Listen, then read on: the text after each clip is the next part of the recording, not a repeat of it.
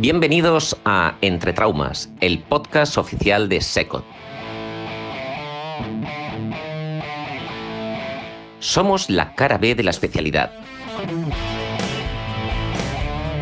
Debates, entrevistas y mucho sentido del humor, de la mejor especialidad del mundo y como nunca antes se había hecho.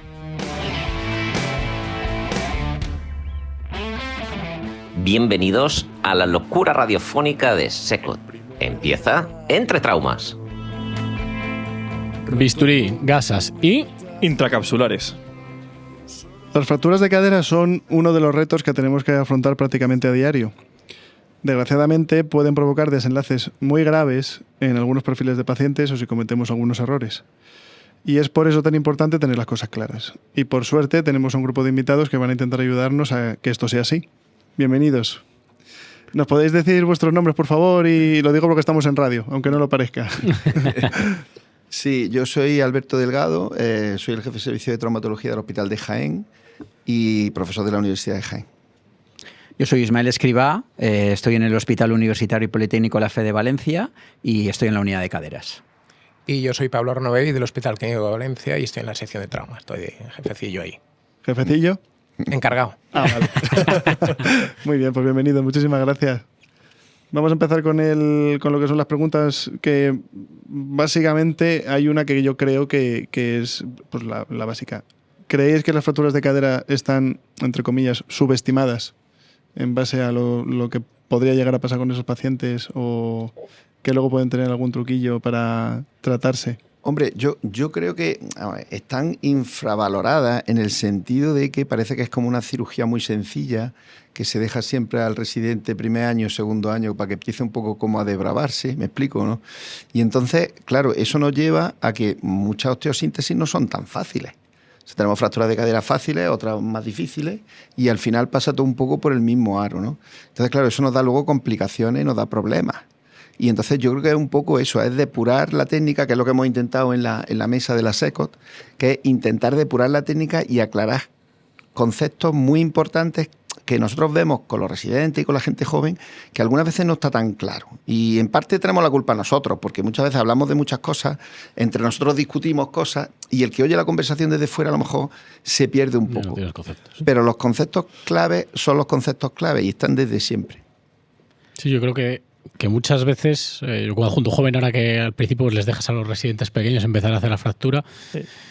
Casi yo tengo conceptos muy buenos donde me formé Maldecilla, pero sí que es verdad que al final incluso quieres oír que lo primero hay veces que la pertrocanteria tontorrona o incluso los canulados que hemos visto antes, el primer comentario casi siempre muy cerca de esto es de 15 minutos. Sí. Y hay veces que no es de 15 minutos y se puede poner la cosa demasiado interesante o no ibas para eso y tienes que acabar llamando a alguien que no contabas que le tenías que llamar.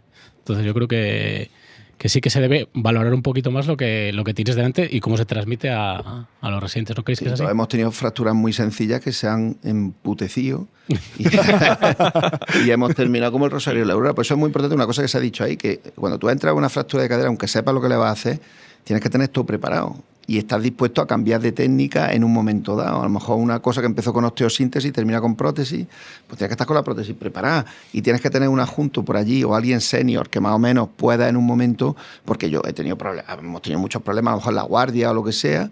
Y hombre, y si no lo está localizado, por lo menos alguien que en un momento dado te puede ayudar, porque la cosa se puede complicar mucho. Sí, aunque el problema de estas fracturas intracapsulares que son frecuentes y como todas las fracturas frecuentes al final se infravaloran pero por la frecuencia de actuación y se normalizan y esa normalización nos lleva a caer en el olvido de igual algunos pasos intermedios que son necesarios y siempre son el 1, el 2, el 3, el 4, el 5 y los tenemos que repetir aunque se normalice y nos fatiguemos, pero siempre debemos de seguir los mismos pasos y los mismos principios para esta fractura y para todas las frecuentes. Si además asociamos que suelen ser pacientes pluripatológicos, pacientes de mayor edad, solemos darlo, pues eso, es la primera cirugía que se da al residente entre comillas. Si además es cirugía percutánea con reducción indirecta, pues todo eso hace que puede ser una bomba de relojería.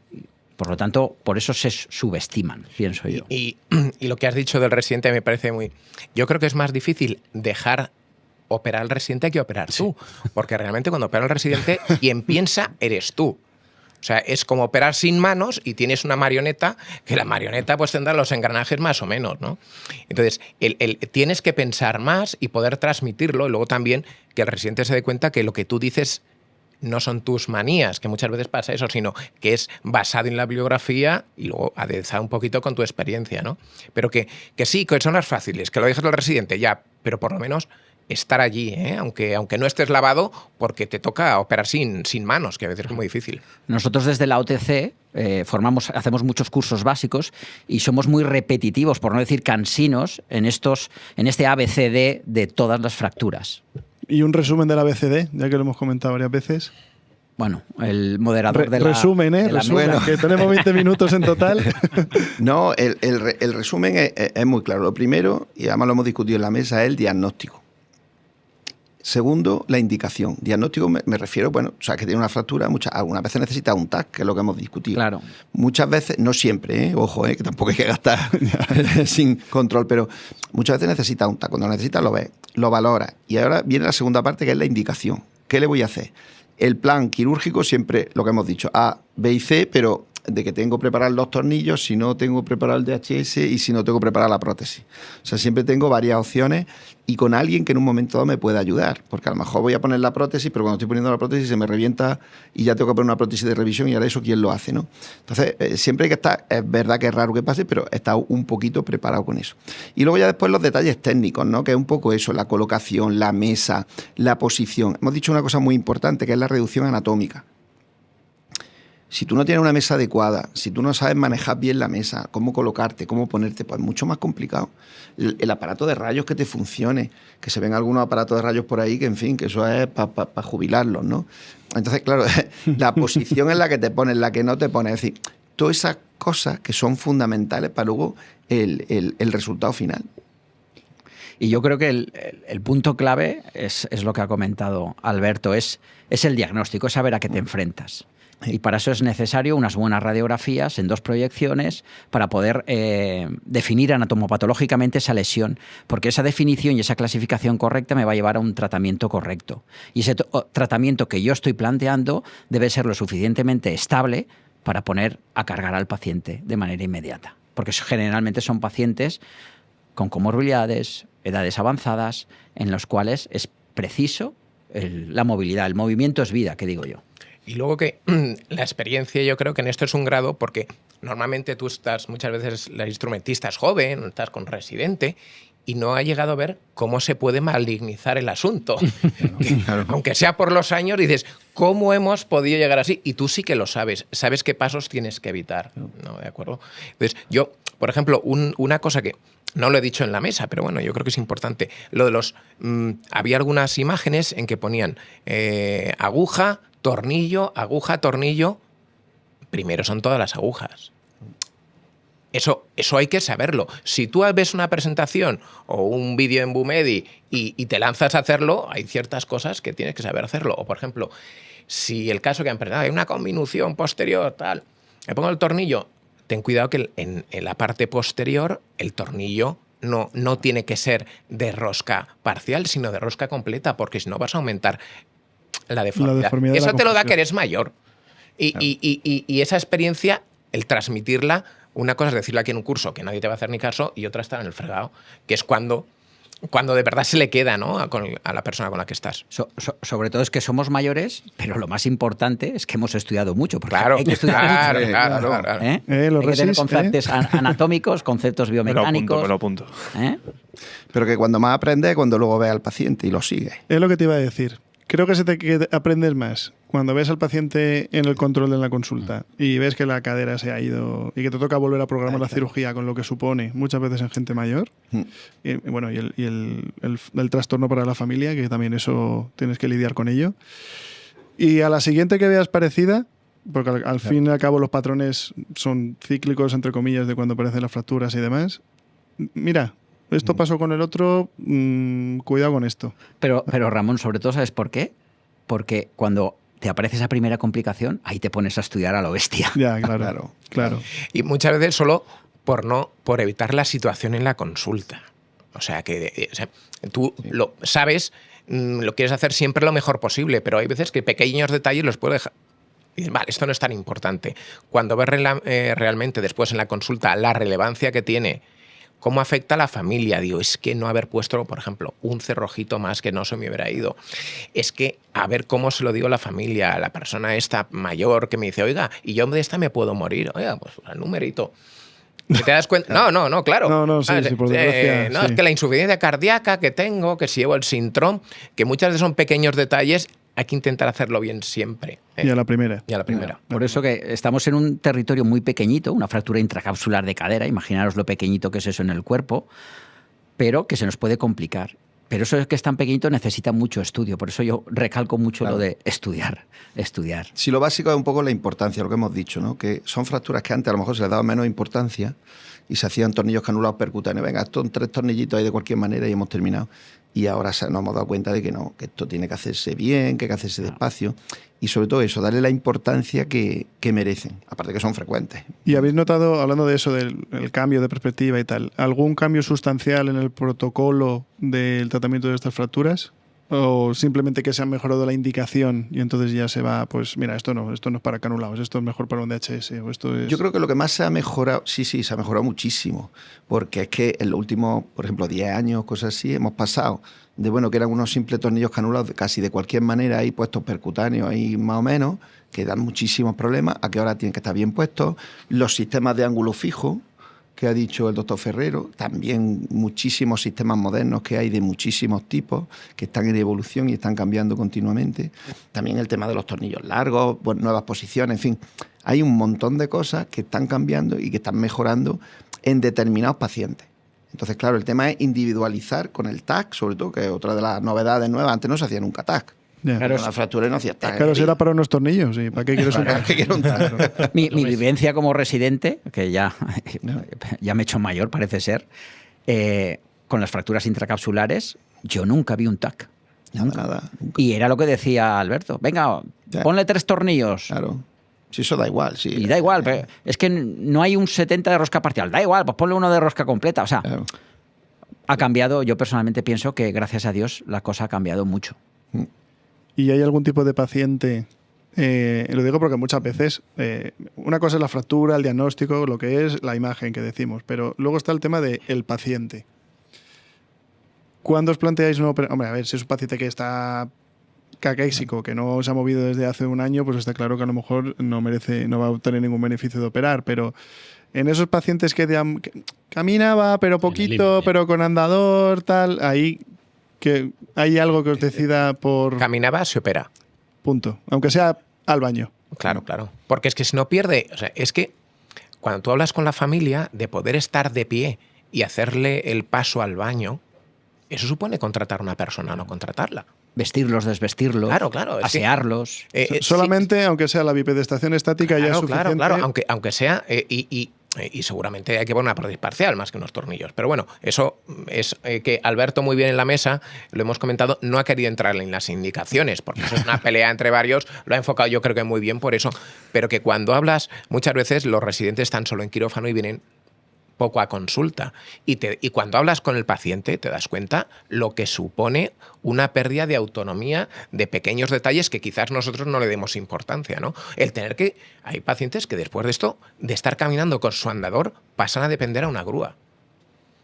Es que pasan de estar viviendo con su hija y todos contentos a la residencia y que vengan a verme cada 15 días. Claro. Bueno, sí. Úlceras de decúbito. Claro. Si nosotros lo mirásemos con nuestra familia, pues te lo piensas. Claro, pero claro, la balanza es un poco complicada porque, claro, estos pacientes que a lo mejor andan poco, solo bipedestación, también están muy delicados.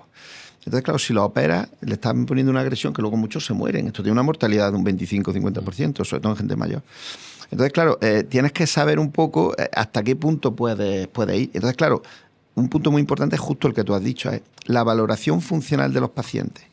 ¿Cómo lo hacemos? No tenemos todavía ningún sistema objetivo estructurado que nos diga, este tiene una valoración funcional adecuada y este no lo tiene. Hay escalas funcionales, pero yo creo que los traumatólogos todavía no tenemos una así que digamos, vamos a seguir esta y tal, y eso nos serviría mucho, porque ¿cuántas veces el residente dice, no, si esta es lo que llamamos nosotros abuela gacela, que corre la maratón todos los días y camina estupendamente, y luego cuando la ves allí, y sobre todo cuando viene al mes, la ves allí en la silla de ruedas y te dicen familia, no, si no ha andado nunca, si ha estado lleva 2 años en la silla de ruedas. Hay veces que lo que es muy útil para estas cosas es hablar con geriatras. Normalmente hay geriatras casi no existen, ¿no? Te dan una visión tan pragmática y tan clara de lo que va a pasar con el paciente, que más que nosotros, que para nosotros muchas veces es difícil de interpretar si va a haber una ganancia o no, que ellos te la aclaran por completo. Yo abogo porque haya muchos geriatras, que menos internistas en los hospitales y más geriatras, porque la manera de orientar una persona de 85 años hacia arriba no tiene que ver a 70 años, ¿no? Y yo creo que es muy importante. Yo estoy totalmente de acuerdo con Pablo, de hecho lo iba a comentar. Yo creo que nuestra especialidad se ha basado mucho en nuestro criterio y el del anestesista. Y yo creo que el geriatra es una pieza fundamental en el manejo de este tipo de pacientes. Y casi me atrevería a decir que pieza angular que el que debe de levantar el dedo o bajar el dedo. Pero ten en cuenta una cosa, que hay comunidades como la andaluza, por ejemplo, en la que no hay geriatras. Claro. Ninguno. Digo, es la situación ideal. Entonces, claro, lo asumen los de medicina interna. Entonces, bueno, ¿hasta qué punto los de medicina interna tienen la visión integral que tú estás diciendo de la persona anciana? No es exactamente la misma. No la tienen. Nada. Porque ellos dicen, cuando hablas con un geriatra, dice, es que ellos quieren ser house. A mí me gustan los abuelos y ellos quieren ser house. Es la diferencia, ¿no? Sí. Ya no solamente por comunidades. Nosotros, por ejemplo, que venimos de un comarcal, no tenemos un servicio de geriatría que le tengamos ahí presente. Nosotros tenemos un internista, pues como en muchos sitios, más volcado en nuestros pacientes de gente mayor, ¿no? Y bueno, por lo menos, cierto es que la compañera que los lleva, pues está enfocada a eso y la verdad que yo creo que desde que ella terminó la residencia, el cambio que ha ido teniendo va siendo más pragmática. También por hablar con nosotros y demás, porque muchas veces lo que decís, que pasa lo mismo, que viene la abuelita al final y la ves o caquetía que no se mueve, o de repente aparece ahí una señora pintada, perfecta, permanente, no sé qué, y dice, Dios mío, le he puesto unos canulados ahí tirados de cualquier manera, esta señora anda, estás meses ahí apretado a que en qué momento se va a desmontar eso. Y la valoración muchas veces, como digo yo, alguien con un pijama abierto por detrás, tirado en la cama y sin la dentadura, pasas a tener 150 años automáticamente. Entonces, la valoración es muchas veces la fractura inicialmente tú no la ves, te la encuentras en quirófano muchas veces. Claro. Si te das cuenta, volvemos a lo de antes, que es fallo de diagnóstico. Claro, erramos no solo de diagnóstico de la fractura, sino también del entorno, de la capacidad funcional y tal. Entonces, claro, el diagnóstico adecuado es lo que te lleva al tratamiento adecuado. Si el diagnóstico está mal, puedes tener suerte y bueno, te puede salir la cosa como sale. Que sea un problema que tenemos en trauma. Es un problema muy importante, que algunas veces hacemos las cosas fatal, que tú dices, Dios mío de mi vida, Dios mío de mi vida, Dios mío de mi vida. Y sorpresivamente el enfermo está bien. No muchas veces, pero algunas veces pasa. Claro, entonces eso mal llevado te puede llevar a conclusiones erróneas, ¿no? Entonces, eso lo decía un antiguo jefe mío, que decía que los pacientes curan a pesar del traumatólogo. Eso. O sea que... y erramos, yo diría en el 90%, por una mala anamnesis y una mala indicación. Sí, claro. Sí. Entonces cuando se presentan por la mañana los ingresos, la radiografía, tipo de fractura, edad, digo, ya, ¿caminaba o no caminaba? Ay, es que no lo he visto. No, ¿caminaba o no caminaba? Porque es que eso sí que va a determinar. No, si tiene, yo qué sé, por ejemplo, no, es que tiene 82 años. Mi padre tiene 82 años y camina, un montón. Creo que son 12 kilómetros diarios. Como se caiga y alguien le ponga una parcial, lo matan, ¿no? O sea, ¿caminaba y cuánto caminaba? Yo creo que esos 3-4 minutos de conversación, que es más la gente que está en urgencia, yo estoy ya, pero un poquito más de refilón, pues eso es fundamental para tratar, ¿no? La pregunta, que es discusión a veces en algún que otro servicio. Canulados. Fractura estable, patrón estable, le ponen los canulados. ¿Cuándo empieza a apoyar ese paciente, a cargar ese paciente? Eso Inmediatamente. lo hemos estado debatiendo ahora mismo. Inmediatamente. Ya. Inmediatamente. Es lo que ha comentado. ¿Lo estáis oyendo? Alberto. Lo estáis oyendo, ¿no? Vale. Pero que lo comente. Sí, Alberto, lo más que importante, comentamos. lo que hemos dicho es básicamente justo lo que tú has dicho, patrón estable, con tornillos canulados y tal, andar inmediatamente a cualquier edad. Ojo, porque aquí también estamos hablando, cuando hablamos de osteosíntesis, cada vez más es de, obviamente, pacientes jóvenes menores de 60 años, prácticamente el 100%. Y mayores ya, bueno, pues podemos ir viendo, discutiendo, más o menos, en fin, según la edad. Pero si el patrón es estable, es apoyo inmediato, eso está claro. Y si no lo apoyas, hace un poco lo que es el avestruz, ¿no? Porque realmente sentado, como nosotros estamos, y nada más que de sentarlo y de llevarlo a la cama, aunque no apoye, está teniendo una cantidad de fuerzas que a lo mejor no son el 100%, pero son un 90%. Con lo cual, tú dices, bueno, ¿y por qué lo estoy dejando? Pero es que no es verdad. No apoye. Estás sentado en el váter, intenta levantarte a la pata coja en el váter. Claro. O sea, si lo hace la abuela, va al Circo del Sol. Claro. O sea, levántate del váter solo con una pierna. Es que es imposible. Es que estás transmitiendo ya esa carga. Claro. El paciente tiene que seguir de quirófano con compresión interfragmentaria. Sí. O sea, el hueso siempre va a dominar a la osteosíntesis. La osteosíntesis no te la va a mantener. Claro, el problema lo tiene cuando es una madre. Cuando al día siguiente, cuando ves el control, dices, Dios mío de mi vida. Ni está bien reducido. Tiene mucha conminución más de la que yo me esperaba. Y encima esto está fatal. Y claro, ahí viene la gran pregunta. ¿Qué hace? Hay que tener mucha decisión para decir, pues venga, reoperamos al paciente y vamos a hacerlo bien. O vamos a cambiar de técnica, vamos a pasar a la prótesis o vamos a, no sé, otro sistema. Esa decisión es muy dura. Y yo creo que esa es la dificultad que tenemos. Y no, hay que tomar las decisiones duras porque para eso estamos. Entonces, vamos a ver, ¿está mal? ¿En el control del día siguiente se ve que está mal? Pues mira, pues ya está. ¿Por qué ha salido mal? Bueno, pues no sé por qué ha salido mal. Porque yo estaba ese día más torpe, porque no tenía tornillos de longitud, que también ocurre, porque no tenía... Pero bueno, pero hay que tomar la decisión, porque si no es lo que estamos diciendo, que lo hemos dicho también en el ESA, es que el problema se demora 3 meses. Dice, vale, bueno, pues vamos a nos apoyar y a ver si... A ver si pega. Lo hemos hecho mal, pero a ver si a pesar de eso pega, que en algún caso pasa, pero es muy raro. Entonces, claro, lo normal es que a los 3 meses tenga el problema y el enfermo está sufriendo, fíjate tú, por un montón de tiempo. Pues mira, preferible decir, mira, esto ha salido mal, al día siguiente, a los 2 días, o cuanto se pueda, se arregla y hemos terminado. Asumiendo los riesgos que tiene esa reintervención. Claro. Obviamente. Ya, pero también hay que entrar en la dicotomía de, vale, esos 3 meses que a lo mejor demoras, si no va bien, el paciente pierde una cantidad de masa muscular y de hábitos. El objetivo inicial es carga inmediata. Claro. Por lo tanto... Es que a lo mejor luego lo operas en 3 meses, pero es que el hombre ya no tiene fuerza para levantarse. Claro. Entonces ahí luego está también la psicología nuestra. También hay otro factor importante que muchas veces no tratamos, que es la psicología del que la ha operado. Eso está que perdido. Lo presenta al día siguiente, claro. Vamos a ver, y tú lo presentas al día siguiente y cuando hay una cosa que se ve que está mal, que lo ve cualquiera, claro, tú tienes que llegar allí delante de todo el servicio y decir, oye, mira, pues esto me ha salido mal. Y tienes que tener la humildad, que no todo el mundo la tiene, de decir, pues mira, pues efectivamente me ha salido mal, oye, ¿habría que reoperarlo? Pues venga, pues vamos a reoperarlo, ¿no? Pero fíjate, Alberto, yo creo que eso es una labor, eso que has dicho tú pasa muchísimas veces. Yo creo que de las personas que más ego tenemos somos los cirujanos, es que es así. Y yo creo que es una labor muy importante del jefe de servicio. Si el jefe de servicio presenta casos, los enseña y reconoce errores, eso se contagia a la gente, a tus compañeros, y luego lo van a poder hacer.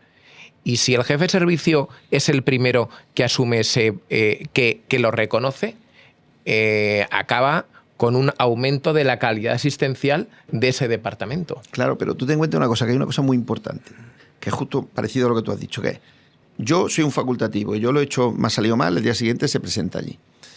Yo siempre intento que el primero que hable sea el propio que lo ha operado. Pero si el propio que lo ha operado no reconoce que está mal y otro le dice que está mal, ya tenemos lío. ¿Me entiendes o no? Bueno, para cerrarlo, la medicina y más la traumatología ha avanzado por los errores de todos. Claro. Eso también es verdad. Se aprende más de un error que de un acierto muchas veces. Bueno, pues muy bien. El programa ha sido interesantísimo. Tenemos que terminar porque desgraciadamente nos quedamos sin tiempo. Bueno, pues muchas gracias y recordad, somos Traumas, este es vuestro podcast y nos escuchamos en el siguiente capítulo.